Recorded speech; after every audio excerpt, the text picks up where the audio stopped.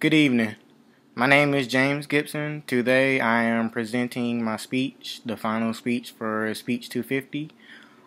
It is an informative speech about the important communication information. First off, I would like to say that communication is a method of assigning meaning and transmission of thought to another with a goal of mutual understanding. This means that basically when you're communicating with someone, it is more important that both sides have a mutual understanding of what the topic was, what was said, the ideas and principles that you were trying to communicate or transfer between people. Everything that you do is communication, whether it be blinking, blushing, verbal communication, as well as various nonverbal means of communication that people use. Even text messaging, Instagram, Twitter are all considered communication.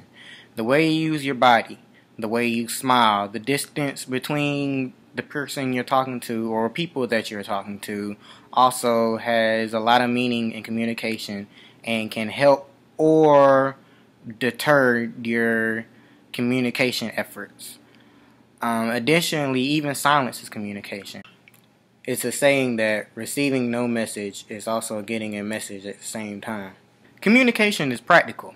No matter what field you're in, you will need to communicate. Whether you be a teacher, a coach, a doctor, a president, communication is key. You have to speak, listen, write, and collaborate with others well. There may be speeches that you have to write, or there may be a meeting in which you have to listen for a long time where you have to have great listening skills and be able to mold your opinion and communicate with others in a timely fashion. Additionally, there are numerous fields in which communication science degrees work best, such as TV, radio announcers, sports analysts. As stated before, communication is cultural. Different cultures have different ways of communicating, different things they see as acceptable or the norm for their culture. For example, in the African American culture, there is a dialect of English we like to call Ebonics, in which people of African American descent or people who live in that community talk to each other in a different way, which may not be the normal meanings of words, or maybe words that are completely not in the English language, in which they use to familiarize themselves with others. Additionally, in the African American culture, we dap up, or it's a handshake in which we express a different type of greetings toward each other. Most importantly, a lot of African Americans know how to code switch back to standard American English for a more formal setting or for a professional setting. As stated before, communication is also emotional. Emotions can cause your pitch to change in anger, sadness, or excitement. Additionally, emotions can change the words that you use, how you feel, how you express it. If you become embarrassed or angry, you may change colors, such as a flush red or darker brown. And this will communicate to others even if you do not wish for them to know that you're embarrassed or upset.